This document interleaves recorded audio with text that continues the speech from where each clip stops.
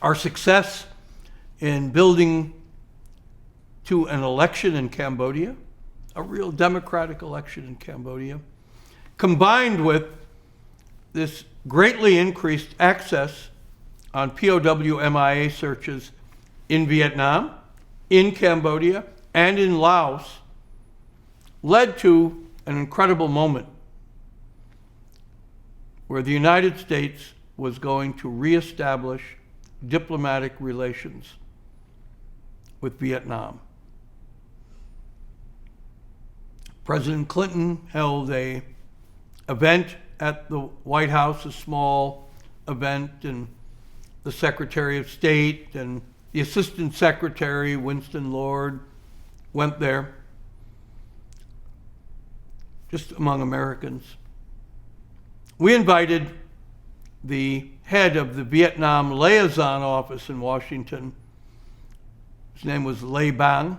He would later be the first Vietnamese ambassador to the United States in the post-war period. We invited him to the State Department. And I greeted him, and we escorted him up into the East Asia and Pacific Bureau offices, and I brought him in to the Assistant Secretary's office and said to him that the U.S. would be announcing its willingness to establish diplomatic relations with Vietnam. And we're hoping and expecting that Vietnam would reciprocate and we would have this moment where our efforts, each seeking the best for our country, you for Vietnam, me, our team for the United States, we had done what diplomats should do. We had come to agreement so that each of us were able to secure our objectives. And it was a moment of celebration's not the right word, but a moment to acknowledge the accomplishment. That in this bitter post-war period, where feelings in the United States in particular were so incredibly bruised as a result of the outcome of Vietnam, that I had, here I was, the one official from the Bush administration now into the Clinton administration, had worked this process and gotten us to this very significant point, for which I would later receive recognition and awards within the U.S. government.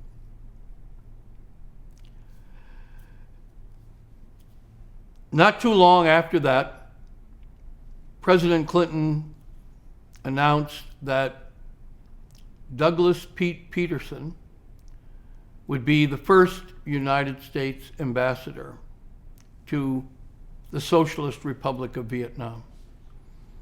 Pete was an Air Force pilot, POW, who had spent a number of years in POW prison camp in Vietnam. Now, when an ambassador is appointed, there's a formal swearing-in ceremony on the 8th floor of the State Department. You send invitations, people come. It's a great moment. There's a reception afterwards, and champagne is served. But in order to begin work, an individual who's named ambassador can be sworn in by a protocol officer, and as soon as they take the oath of office, they can be paid. So Pete Peterson's not a government employee. He shows up at the State Department. He's been appointed and now confirmed by the Senate. And in order to be paid and start working, he needs to be sworn in. So I go with him down to the protocol office, and I find out he's an Iowan. He's from Iowa. And so there in this small protocol office with a protocol officer, the Bible, and I'm holding the Bible for Pete Peterson, puts his left hand on it, raises his right hand, swears his allegiance to the Constitution, and becomes the first post-war ambassador of the United States to the Socialist Republic of Vietnam, beginning the process of healing.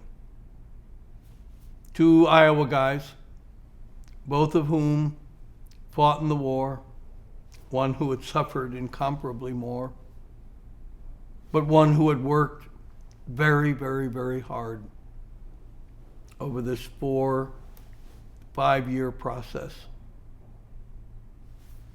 to do all of the diplomatic efforts and steps needed to get us from having no relationship and no movement to where we had transformed Cambodian politics.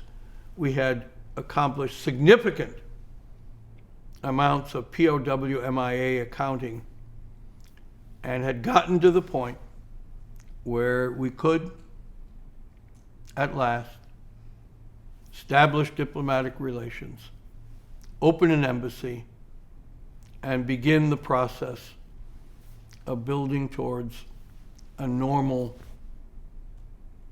relationship between Vietnam and the United States. I was proud to hold the Bible for Pete Peterson and have just the greatest admiration for the job he did as ambassador, as I did for his bravery as a U.S. Air Force pilot and a POW.